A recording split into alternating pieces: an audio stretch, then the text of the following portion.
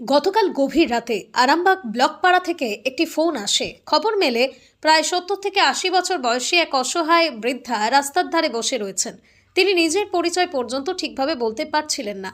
খবর পেয়ে আমরা ঘটনাস্থলে পৌঁছে লাইভের মাধ্যমে সকলের কাছে আবেদন জানাই যাতে খবরটি বেশি করে ছড়িয়ে পড়ে এবং একজন মা আবার নিজের বাড়িতে ফিরতে পারেন। এরপর আরামবাগ থানার পুলিশ দ্রুত ঘটনাস্থলে পৌঁছে যায়। বিজয় সংঘ ক্লাবের সদস্যদের সহযোগিতায় ওই বৃদ্ধাকে আরামবাগ মেডিকেল কলেজ হাসপাতালে নিয়ে যাওয়া হয়। দীর্ঘ প্রচেষ্টার পর জানা যায় তার বাড়ি দৌলতপুর মুসলিম পাড়ায়। পুলিশ খোঁজ নিয়ে তার বড় ছেলের সন্ধান পায় এবং অবশেষে সেই মাকে পরিবারের কাছে ফিরিয়ে দেওয়া সম্ভব হয়। কিন্তু তারপর যে তথ্য সামনে আসে তা আমাদের বিবেককে নাড়িয়ে দেয়। জানা যায় বৃদ্ধা মায়ের ছোট ছেলে, যিনি কলকাতায় প্লাস্টিকের ব্যবসা করেন, বয়সের ভাইয়ের নুজ্জ হয়ে পড়া নিজের মাকে বোঝা মনে করে আরামবাগগামী বাসে তুলে দেন। তারপর নিজের দায়িত্ব থেকে মুক্ত হয়ে যায়। প্রশ্ন একটাই, যে মা 10 মাস 10 দিন গর্ভে ধারণ করে নিজের যৌবন, সৌন্দর্য, স্বপ্ন সবকিছু ত্যাগ করে সন্তানের জন্ম দেন, সেই মাকেই কি একদিন সন্তানের কাছে বোঝা হয়ে যেতে হয়? প্রকৃতির দিকে তাকালেও আমরা অন্য শিক্ষা পাই। সম্প্রতি এমন একটা দৃশ্য ভাইরাল হয়েছে যেখানে একটি বক অল্প জলে ছটফট করতে থাকা একটি মাছকে নিজের ঠোঁটে করে তুলে গভীর জলে ছেড়ে দেয় যেন সে বেঁচে থাকতে পারে। একটি পাখির যদি এতটুকু মায়া, সহানুভূতি এবং দায়বদ্ধতা থাকতে পারে, তাহলে সৃষ্টির শ্রেষ্ঠ জীব মানুষ কিভাবে নিজের জন্মদাত্রী মাকে অসহায় অবস্থায় ফেলে রেখে নিশ্চিন্তে ঘুমোতে পারে? আজকের এই ঘটনা শুধু একটা পরিবারের নয়, এটা আমাদের সমাজের সামনে এক নির্মম আয়না তুলে ধরেছে। আমরা উন্নত হচ্ছি প্রযুক্তিতে, বাড়ছে অর্থ, বাড়ছে বিলাসিতা, কিন্তু কোথাও যেন হারিয়ে যাচ্ছি মানবিকতাতে। মনে রাখবেন, আজ যাকে আপনি বোঝা ভাবছেন, একদিন তার কাঁধেই ভর করে আপনি হাঁটতে শিখেছিলেন। মাকে বৃদ্ধাশ্রমে নয়, হৃদয়ে স্থান দিন, কারণ পৃথিবীতে মায়ের বিকল্প কখনো হয় না।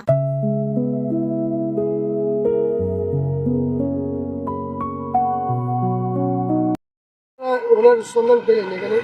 জানি না এখানে এসছে কিভাবে এসছে জানি না। বিকেলের পর থেকে আমাদের অনেক ছেলেই এখানে দেখেছে যে উনি এদিকে চারিদিকে ঘোরাঘুরি করছেন, এখানে বসে আছেন। তো তাকে ক্রমাগত জিজ্ঞাসা করা হয়েছে যে কি ব্যাপার এখানে এই ব্যাপারটা নিয়ে। তো উনি সেভাবে তো কিছু উত্তরও দিতে পারছেন না যে আমি কোথা থেকে এসেছি। তো উনি বলছেন যে বারবার আমার ছেলে কলকাতায়, আমার বাড়ি মান্দরণ ছোট মাজারের পাশে। ওনার সঙ্গে কথা বলে বোঝা গেল এটা? হ্যাঁ, উনি যেটা বক্তব্য ওনার কাছে যেটুকু বোঝা যাচ্ছে, কিন্তু আর বাদ বাকি তো ওনার নামও বলতে পারছেন না। ওনার কাছে কোনো ডকুমেন্টস কিছু পাওয়া গেছে? ডকুমেন্টস কিছু ব্যাগে তো হাত দেওয়া আমাদের উচিত নয়। প্রশাসন সেটা সে প্রশাসন এসে যে ব্যাগে হাত দিতে পারে, ওনার ব্যাগে তো আমাদের হাত দেওয়া উচিত নয়। ওনাকে যেটুকু জিজ্ঞাসা করে আমরা যেটুকু বুঝতে পারলাম। কতক্ষণ ধরে ওনাকে দেখতে পেয়েছেন এখানে? ওখানে আমি এসছি দেখছি অনেক পরে, কিন্তু অনেকে দেখেছে এখান থেকে বিকাল থেকে এখানে আছে। বিকাল থেকেই আছে? বিকাল থেকে দিয়ে ঘোরাঘুরি করছে, এখানে বসে আছে। বিষয়টা যদি মানে দেখা যাচ্ছে যে এখানে আপনাদের তরফ থেকে নাকি প্রশাসনের সঙ্গে যোগাযোগ করার চেষ্টা? হ্যাঁ, আমি আরামবাগ থানার যে ল্যান্ডফোন নাম্বার ওনাতে ফোন করেছিলাম। হ্যাঁ। ওনারা বললেন আমরা যত তাড়াতাড়ি সম্ভব গাড়ি পাঠাবার ব্যবস্থা করছি। মানে উনি যেটা যতটা জানতে পারলাম, মানে উনি অ্যাকচুয়ালি মানসিকভাবে হয়তো চ্যালেঞ্জ, যে কারণে ঠিক করে বলতে পারছেন না যে আমার নাম কি বা বাড়ি কোথায়। অনেক কষ্টে কথাবার্তা বলার পর যেটা জানতে পারলাম যে ওনার বাড়ি হচ্ছে ওই মান্দরণের ছোট মাজারের সামনে। আর হচ্ছে ওনার হাতে কলকাতা ইন্দাসের একটা বাসের টিকিট ছিল। আর বারবারই বলছেন যে কলকাতা থেকে আসছি নাকি সেটা ঠিক ক্লিয়ার বলতে পারছেন না, শুধু কলকাতা কলকাতা করে যাচ্ছেন। কলকাতাতে হয়তো কোনো রিলেটিভ বাড়ি হয়তো গিয়েছে।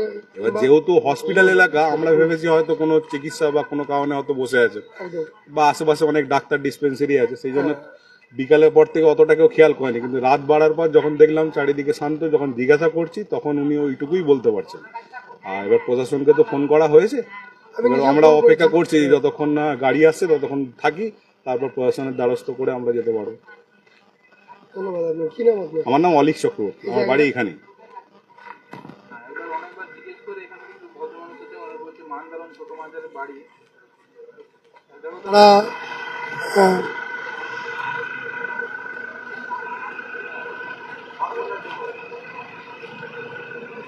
তাদের মতো ব্যবস্থা নেবেন।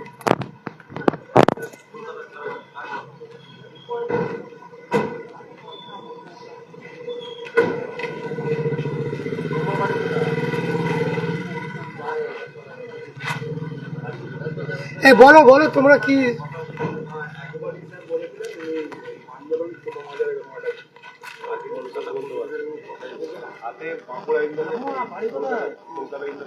আপনার বাড়ি কোথায়? আপনার নাম কি?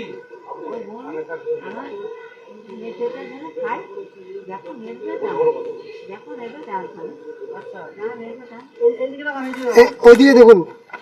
আপনার নাম কি? হ্যাঁ, আপনার নাম কি? আমাদের হ্যাঁ হ্যাঁ, আপনার নাম? দুটো ছেলে, আচ্ছা, দুটো ছেলে, এই একটা এইখানটা, এই যে এখানে ছোটটা, আর বড়টা এইখানে আছে, বড়টা, আচ্ছা, সেইটা, দুই ছেলে আপনার, তাই তো? হ্যাঁ, ছেলে ছেলে, আপনার বাড়ি কোথায়? কলকাতায় গিয়েছিল, গিয়েছে, জানে দেয় খায়, যখন খায় না হয় নাই। আপনার কখন থেকে ছিলেন? সন্ধ্যে থেকে। এবার ব্যাপারটা হচ্ছে কি, তোমার বাড়ি কোথায়? তোমার বাড়ি কোথায়? রোগী পেশেন্ট আচ্ছা দাঁড়া থাকুন। অতটা খেয়াল করিনি। এবার রাত্রেবেলা যত টাইম বাড়ছে এবার আস্তে আস্তে দেখছি যে কেউ কোথাও নেই, আশেপাশে জিজ্ঞেস করাতে কিছু পাওয়া যাচ্ছে না।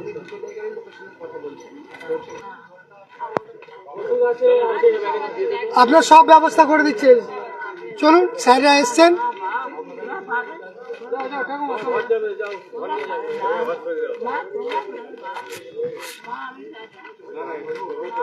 আপনার সাজকে করে তুলুন আরো আকর্ষণীয় ও অনন্য।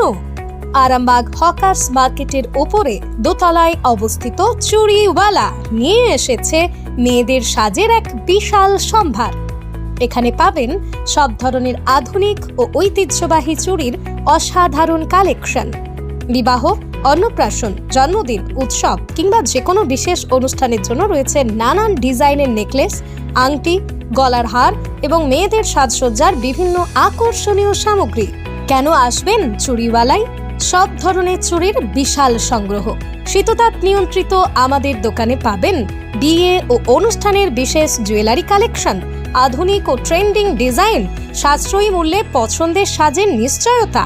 আরামবাগ বাস স্ট্যান্ডের উপরে আসুন, এসে দেখে যান। এখানে নিত্য নতুন ডিজাইনের বিভিন্ন ধরনের চুড়ি পেয়ে যাবেন। কাশ্মীরি থেকে শুরু করে ফরিদাবাদের যে সমস্ত কাচের আইটেম আছে, এখানে আমাদের কাছে সমস্ত কিছু আপনি পেয়ে যাবেন। আপনার প্রিয়জনকে উপহার দিতে কিংবা নিজের সাজকে আরো সুন্দর করে তুলতে আজই চলে আসুন চুড়িওয়ালাতে। ঠিকানা চুড়িওয়ালা, দোতলা, আরামবাগ হকার্স মার্কেট। সৌন্দর্যের প্রতিটা মুহূর্তে আপনার সঙ্গী চুড়িওয়ালা।